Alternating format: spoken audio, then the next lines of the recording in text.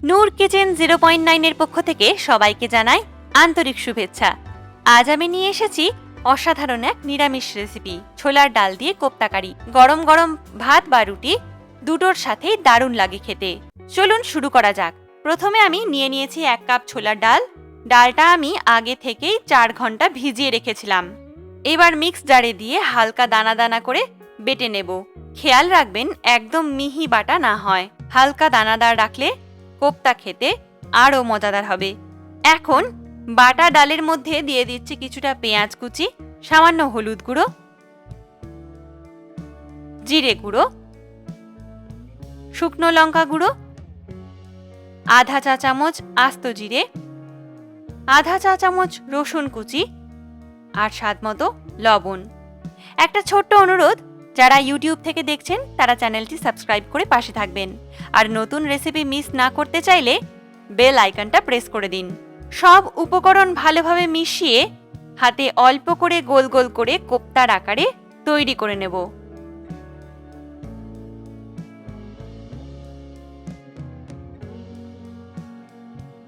চুলায় একটা প্যান বসিয়ে দিলাম, দিয়ে দিলাম পরিমাণ মতো সাদা তেল। তেলটা ভালোভাবে গরম হয়ে এলে মিডিয়াম আঁচে কোপ্তাগুলো একে একে দিয়ে দেব।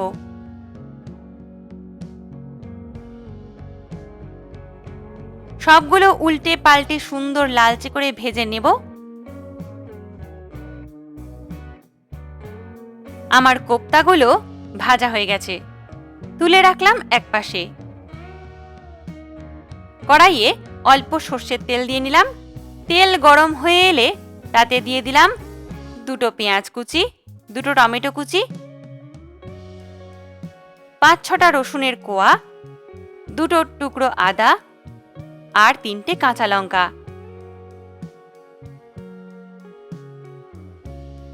সবগুলো হালকা ভেজে তুলে ঠান্ডা করে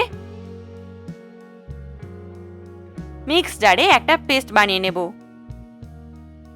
এই পেস্টটাই আমাদের কারির বেস হবে। একই কড়াইয়ে অল্প তেল দিয়ে মশলার পেস্টটা দিয়ে দিলাম। মাঝারি আঁচে কিছুক্ষণ কষিয়ে নেব।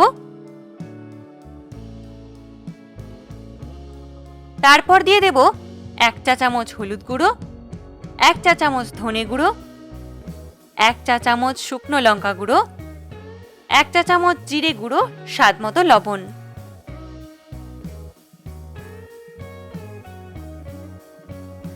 সব মশলা ভালো করে কষিয়ে নিয়ে দিয়ে দেব 2 চা চামচ টক দই। দই দিয়ে আবার কষাতে থাকবো যতক্ষণ না তেলটা উপরে ভেসে আসে।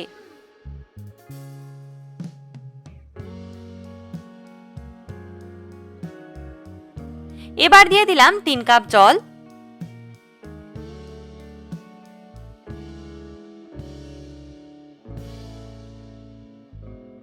জলটা ফুটে উঠলে একে একে ভাজা কোপ্তাগুলো দিয়ে দেব। ঢেকে রাখবো মাঝারি আঁচে প্রায় 15 মিনিট।